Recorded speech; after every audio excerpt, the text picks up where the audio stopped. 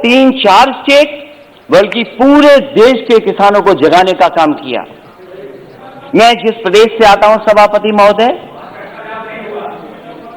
मैं इनसे जानना चाहता हूं कि उस प्रदेश की जनता ने 2 बार इनकी सरकार बनवाई है। 2014 में भी समर्थन मिला जनता का, 2019 में भी समर्थन मिला।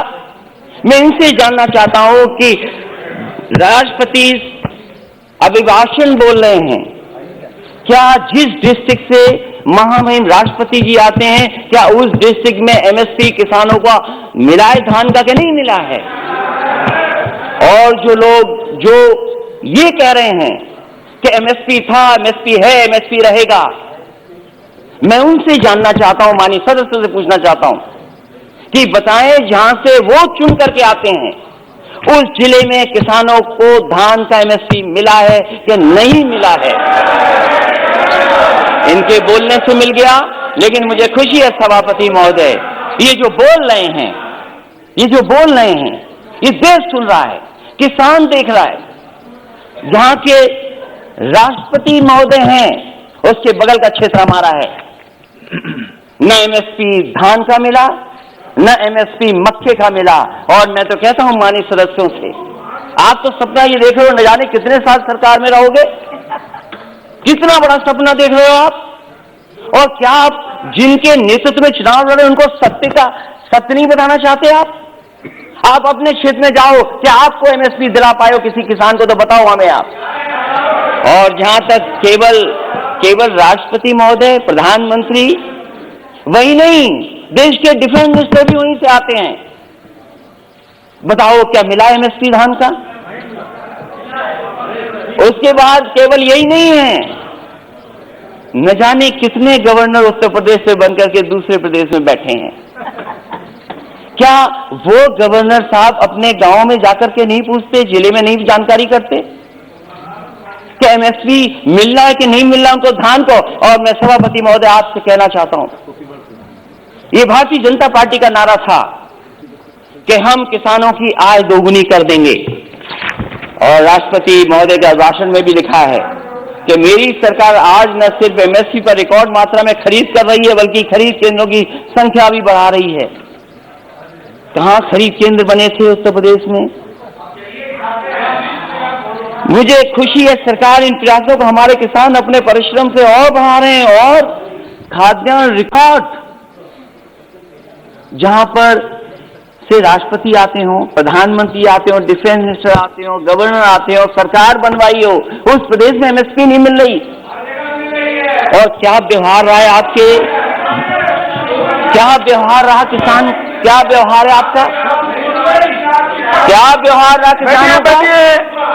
अब भारत के इतिहास में आएगा तो बताइएगा, भारत के इतिहास तो बताइएगा, प्लीज सब बताइएगा। भारत के इतिहास में ऐसा व्यवहार किसानों के साथ कभी नहीं हुआ सभापति महोदय। क्या क्या नहीं कहा गया किसान लोगों को, क्या नहीं कहा गया, अपमानित किया गया, और वो दिल्ली आकर के अपनी बात न कर दें। प्लीज माननीय मंत्री जी कुछ कहना चाहते हैं? जी सर, मुझे एक बहुत विनम्र आग्रह करना है आपके विचारार्थ। राष्ट्रपति जी के अभिभाषण पर धन्यवाद का एक चर्चा चल रही है सर। राष्ट्रपति जी की एक परंपरा होती है, प्रधानमंत्री, गवर्नर सबके लिए कह रहे हैं, लेकिन राष्ट्रपति जी के जिले में एमएसपी मिला कि नहीं मिला, ये एक बार आप परंपरा को देख लें। इस तरह का संदर्भ मेरे 20 साल के संसदीय अनुभव में नहीं होता है। जी जी, वो भी मुख्यमंत्री रहे, आपने इंगित किया है, देख लेंगे। नहीं, मंत्री जी ने ये राष्ट्रपति का संदर्भ नहीं ले सकते हैं। अगर ये सभापति महोदय, अगर ये कोई संदर्भ में नहीं आए, लेकिन कम से कम हम जाने तो सही। ओके, देख लेंगे, ओके देख लेंगे का। कंटिन्यू सर, राष्ट्रपति कल कानपुर से आए, सर 10 वाला स्वागत है, प्लीज बगल की बैठ जाइए। वो मुख्यमंत्री रहे हैं, वो भी जानते हैं, मुख्यमंत्री रहे उत्तर प्रदेश के। जी, ऐसा व्यवहार किसानों के साथ कभी नहीं हुआ। और कितना अपमानित किया गया उनको, क्या क्या कह करके नहीं बुलाया गया उनको। और ये 3 कानून है, वो केवल इतना चाहते हैं, जब ये सरकार कह रही हम किसानों के लिए कानून बना करके लाएं, अगर किसान उन कानून को नहीं स्वीकार कर रही है तो सरकार क्यों नहीं कानूनों को वापस लेती है? जिनके लिए जिनके लिए ये कानून बना है, जिनके लिए कानून बना है, वो कानून नहीं चाहते हैं। तो सरकार को आखिरकार कौन रोक रहा है? और क्या ये आरोप ठीक नहीं है कि कॉर्पोरेट घराने को लिए आपने कारपेट बिछा करके इन कानूनों को लाने का काम किया? आपने, आप जनता से चुन करके आते हैं, जनप्रतिनिधि बन रहे हैं, लेकिन लगता यहां पर है सदन में बैठ करके आप धन प्रतिनिधि बन करके आए हैं। और क्या कहते हैं आप? जो लोग आंदोलन कर रहे हैं उनके लिए आप क्या कहते हैं?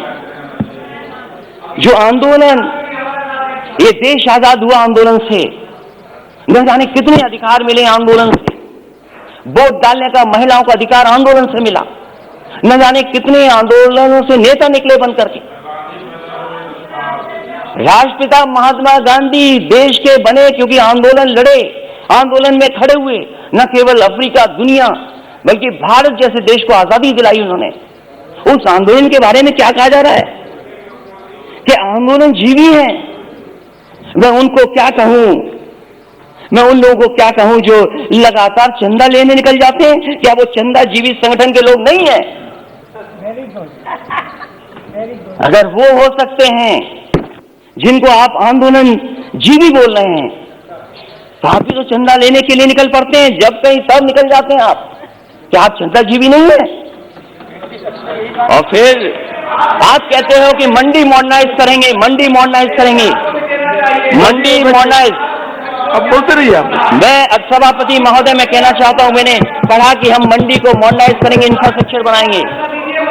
देश में सबसे बेहतरीन अगर एक्सप्रेस वे कहीं बना तो उत्तर प्रदेश में समाजवादी सरकार ने बनाया।